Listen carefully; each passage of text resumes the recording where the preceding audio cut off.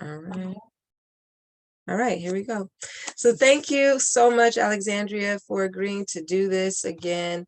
I think this is going to be very helpful for all of the potential students and also other practitioners who want to start their own financial coaching practice. So tell me a little bit about what's been going on since you completed the course. Now, the course is a live 8-week training, but I know that you invested more time to actually finish the course. So tell me about that process for you. Yeah, so right after I finished just the modules, the exercises, I really made sure that I factored it into definitely my working schedule. I believe during some of the sessions I was saying that I was still working in a field, financial field, and I was still making sure that I dedicated and carved out time in order to hash out some of the things that I know personally what I wanted to work on. Um, Including the work that you set in play for everyone to do within as far as the curriculum and the modules. So it was a lot of planning. To be honest, it was a lot of planning, a lot of also pacing myself, and not feeling like there was a rush or I was competing with anyone or any of those things where it was just like, okay, this is all information is there. How can I now adopt that into what my current life, work life balance look like? Um, how can I also carve out that time where, okay, I know I have to work on this. I have to figure out what are the steps needed in order to get me to where I need to go. And I milestoned it. I knew that, okay, this month I'm going to focus on just gathering all the information. The following month, I'm going to focus on now maybe calling and getting information on what is I need to get in order to set myself up to get the business in order. So taking it in bite-sized chunks, not feeling like it's just a water hose of information, but more so like, look, the information is all there. What are you going to do in order to set yourself up to ensure that it's at the pace that you need it to be at? You are following through and you're consistent. And also there might be some curveballs. You might get some information where you're maybe a deadline or, you didn't know about this, but the resiliency is also showed up during this time as well. Just keep pushing through. Just know it's gonna happen. It's gonna happen. It's so important, and Yeah, that's important because there's a live 8-week training, but the work continues after the training. correct. And again, it's the entrepreneurial training of carving out time for Mhm. your practice. Like that's so important. So talk to me about that piece. Like I remember when you gave the update, it was like I did it. I did everything. I set my business up. So talk to me a little bit about that part, like really having your business on paper. Yeah, that part was really there are a lot of exciting points because as I said before, the information is all there. It's all in it's all in the curriculum. So um it was interesting because I was able to get familiar with what my county had. I started to get more acclimated to like, whoa, the county I'm in actually has these types of offices. The county I'm in actually is willing to support you if you need something. There is no, they're not trying to, there's no resistance. So it was an opportunity for me to understand the landscape in my county to say, hey, they're actually there to support you. I remember when I was going through the publication process, and to me, it sounded really major. I'm like, publication. And the lady was so nice. She was just, oh yeah, just send it over. Like it was just so, uh, you would think that building out your own practice would be so taxing or weighted or anxiety driven, but there's people out there that are just there's light there. Yes, yes, And there is. yeah, and it's there's people there to support you if you don't know anything. So I think it's an opportunity where I just took ownership of that, and every time I got a piece of information, it was an exciting moment. Every time I Okay, received the maybe a phone call back, it was more I was like, wow, this is part of the process. part of the Like, process, yeah, right? this is exciting. Like, what do I need to do next? Right. The bank account piece, the publication piece, the fictitious business name piece, and Yes. suddenly you start to build a network for yourself of like, oh well, who can I contact in order to get the information I need? in my county now. Yes, yes. So And they're those there. 8 steps were so like, were they Yeah. helpful? The 8 steps, because you were like, I did it. I followed the 8 steps. I did Yeah, I everything. literally followed the 8 steps. Like I didn't divert out of it. It's there. Right. It's all Yeah, there. it's Now all tell me there. about that last step with the bank account and Yeah. what your thoughts were and what that Yes. led to. So after I finished the course, I was simultaneously, as you know, I'm working towards my financial fitness coaching hours. So I Yes. saw an opportunity where I can obtain hours. And then that's when I started to surface, might be an opportunity where I can get paid. So I started to kind of get into the land of asking, and more so, not just asking, but also informing you this is going to be worth what I'm doing.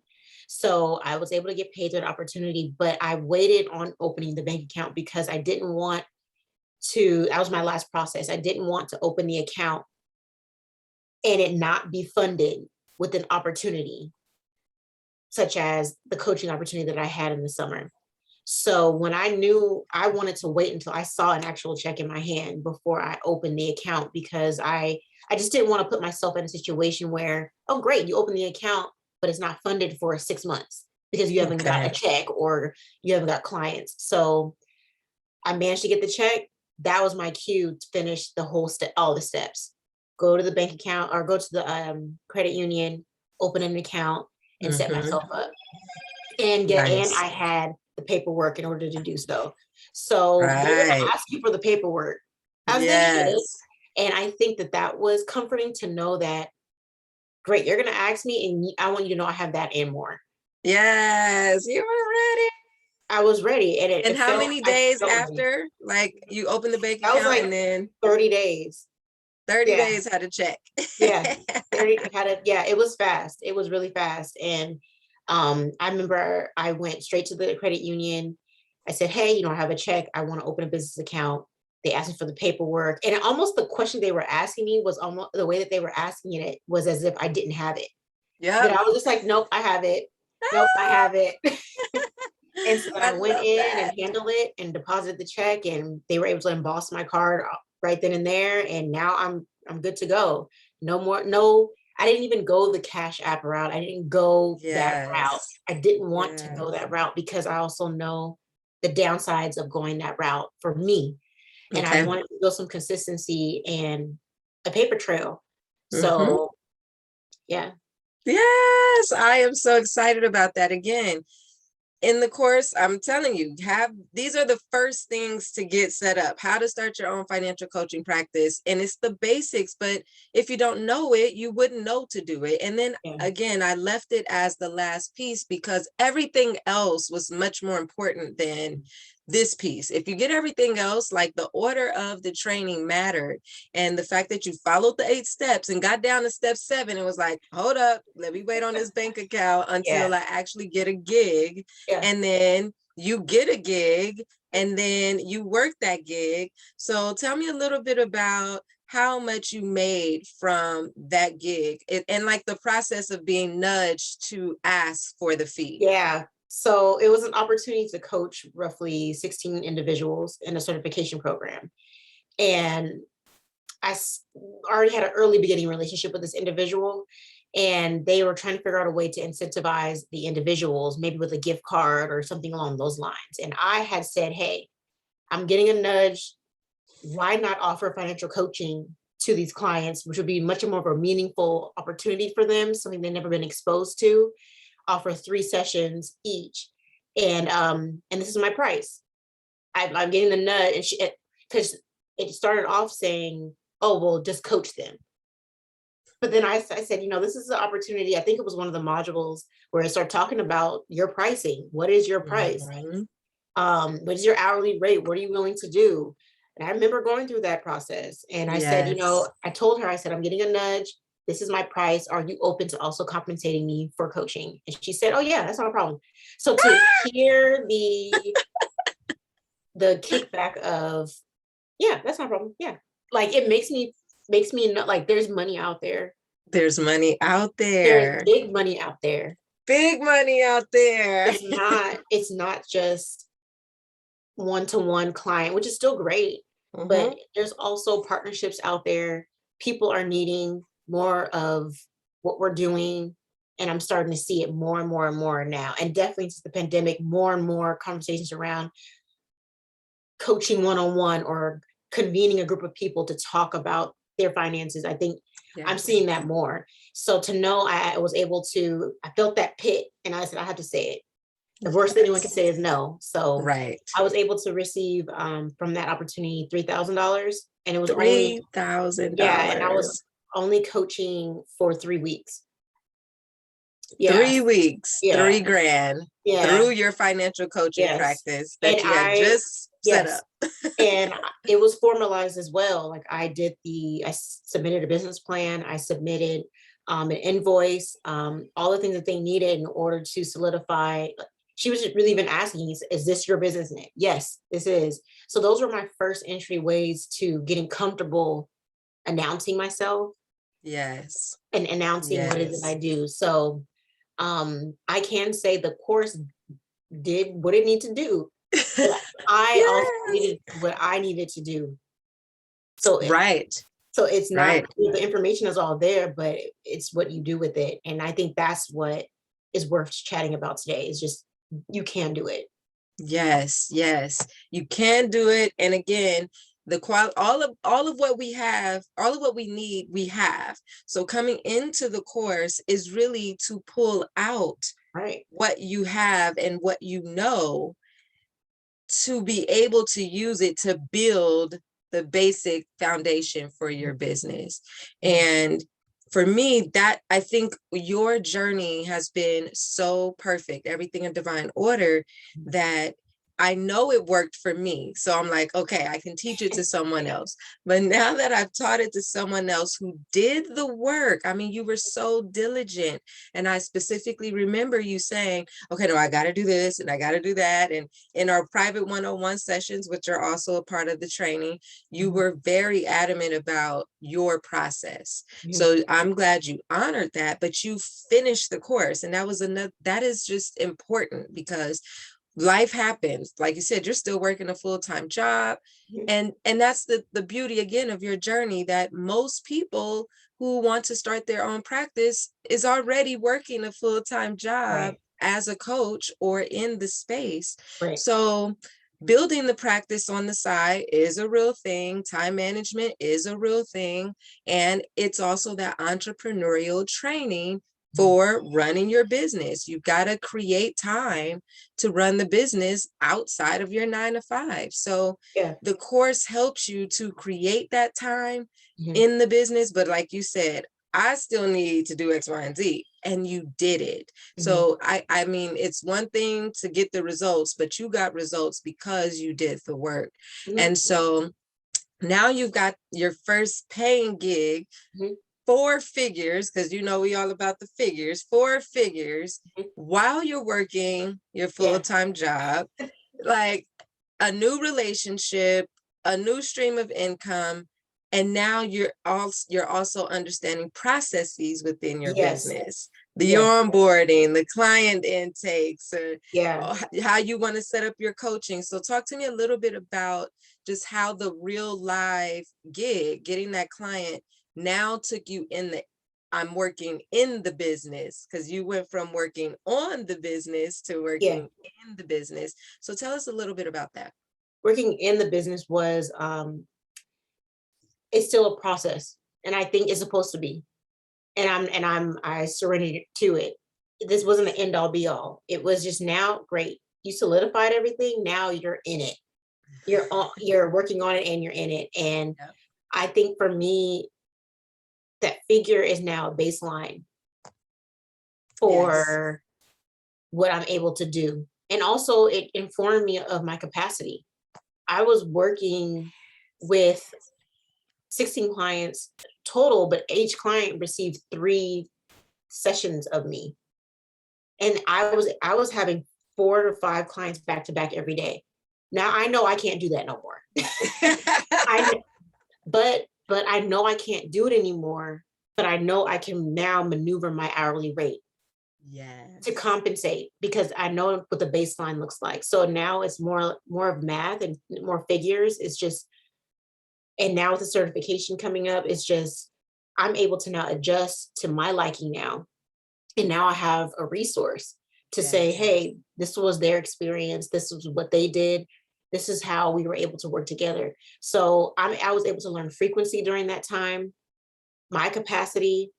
I told myself in the exercise, I forgot which module it was, where you Mhm. asked us to go down and figure out what is our hour, how much hours we want to Yep. work.